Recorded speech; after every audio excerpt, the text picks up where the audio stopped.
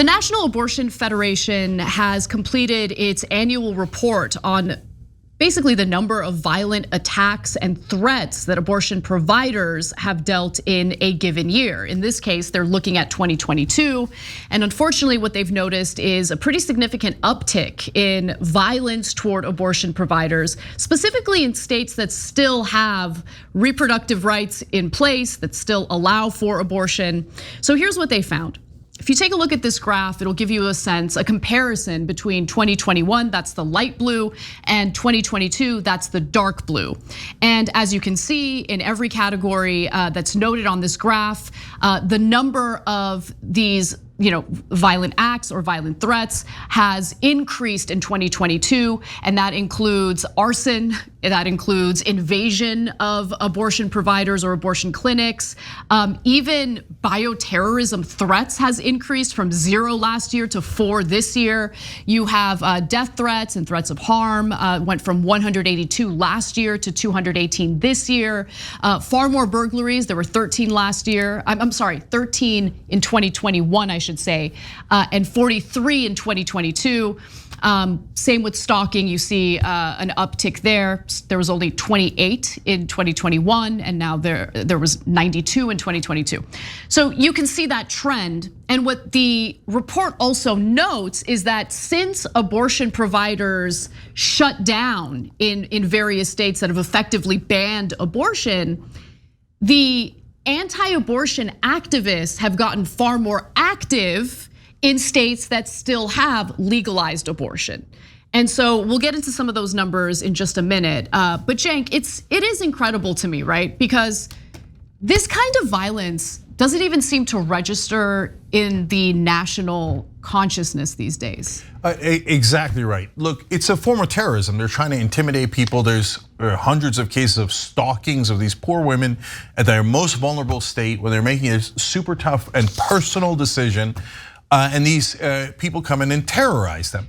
But since they're Americans, and about a third of Americans agree with them, the media is super scared to point it out.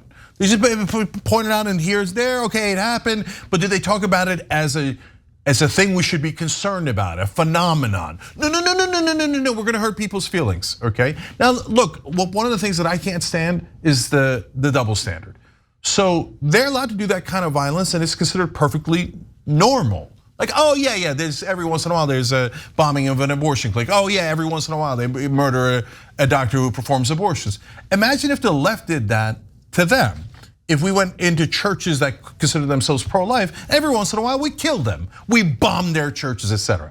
By the way, do not ever do that, okay? So that would be monstrous and everybody would lose their minds. These terrorist liberals, we have to do something about this phenomenon. The right wing does it. Nobody barely a peep. No, you're totally right. Actually, I'll give you an example, which even though we condemned it on the show, we did not agree with it at all.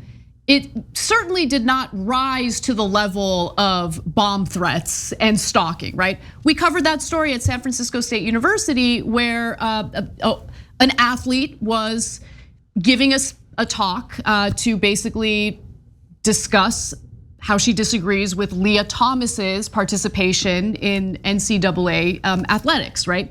Now, look, whether we agree with her or not, we don't agree with her, but nonetheless, like the reaction from the students there was ridiculous. I mean, they barricaded her in a room for hours. She couldn't leave until the cops came to release her. There was outrage about that, and there should be outrage about that. But why is there no outrage about the fact that abortion providers are dealing with like all these threats, including burglaries, bomb threats, I mean, arson, bioterrorism? Right, there's no coverage of this stuff. If it weren't for this report, I wouldn't even be aware of how widespread this was in 2022. Yeah, and look, the double standards are everywhere. And the fact that people in media don't point it out drives me crazy. So like the crisis pregnancy centers, they're just flat out allowed to lie. So there are these conservative things they're pretending to take care of you when you're pregnant and you're considering an abortion. When you come in, they lie to you about everything, and they tell you, oh, abortion can cause breast cancer. They should make things up. Oh my God, varmints will take over your house if you get an abortion. I mean, just like crazy stuff. I made that one up, but who knows? They make everything up, right? And everybody goes, oh, that's totally fine. That's totally fine. If you went into Planned Parenthood and they just started lying to you, and they're like, oh yeah, everybody should get an abortion because after getting an abortion, you'll win a lottery. People are like, what? That's outrageous. They should shut them all down, shut them all down. Crisis pregnancy centers are funded by the government in a lot of these red states.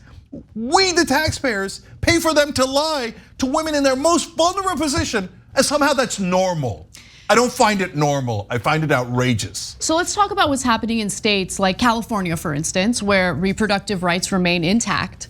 As I mentioned, the anti-abortion activists, the right-wing zealots, have focused their attention on these types of states, right? So in states where abortion is protected, stalking, for instance, increased by 913% from 8 cases in 2021 to 81 cases in 2022, okay? So as they shut down more clinics, the crazies are targeting the smaller number of clinics that exist, including in states where it's legal. They're like, oh yeah, good, now we have less targets. We can concentrate our forces, our terrorists, against these particular clinics. Let me give you a specific example that was outlined in a HuffPost report on this. So Julie Burkhart, president of Wellspring Health Access Abortion Clinic in Casper, Wyoming, and also co-owner of another abortion clinic, Hope Clinic in Illinois, recounted how weeks before the Dobbs decision came down, anti-abortion extremists broke into her Wyoming clinic and set the building on fire.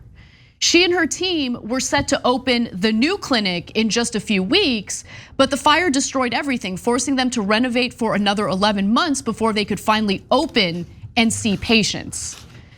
And look, if you go back several decades, this is not uncommon. These kinds of threats, these types of acts of violence have happened for decades, and it is interesting to see how the double standard plays out, how certain acts of violence not related to anti-abortion terrorism get lots of attention, but this kind of stuff, barely any. The National Abortion Federation has tracked incidences of violence and disruption since 1977. In that time, anti-choice extremists have committed 11 murders, 42 bombings, 200 arsons, 531 assaults, 492 clinic invasions, and 375 burglaries. So guys, if you think terrorist is too strong a word, I mean, what do you call a firebombing? What do you call an assassination? I mean, that's literally the definition of terrorism, to do that to civilians for a political cause. So an easy example, if a Muslim fundamentalist came into a prominent church and firebombed it, what do you think would happen? The whole country would talk about that nonstop. It would be referenced for not years, but decades, right? Did you all hear about the Wyoming firebombing? I'm sure some of you heard it because you care about the news, etc., and you're progressive and you care about women's issues. But I bet you tons and tons of you didn't even hear it, and you guys pay attention to the news more than anybody else does. Barely a story at all, definitely not a national story. They firebombed the place. But in America, when the right wing does terrorism, it's fairly normal. So we don't make a big deal out of it. That's disgusting. Thanks for watching The Young Turks, really appreciate it. Another way to show support is through YouTube memberships. You'll get to interact with us more. There's live chat emojis, badges. You've got emojis of me, Anna, John, JR. So those are super fun. But you also get playback of our exclusive member-only shows and specials right after they air. So all of that, all you gotta do is click that join button right underneath the video. Thank you.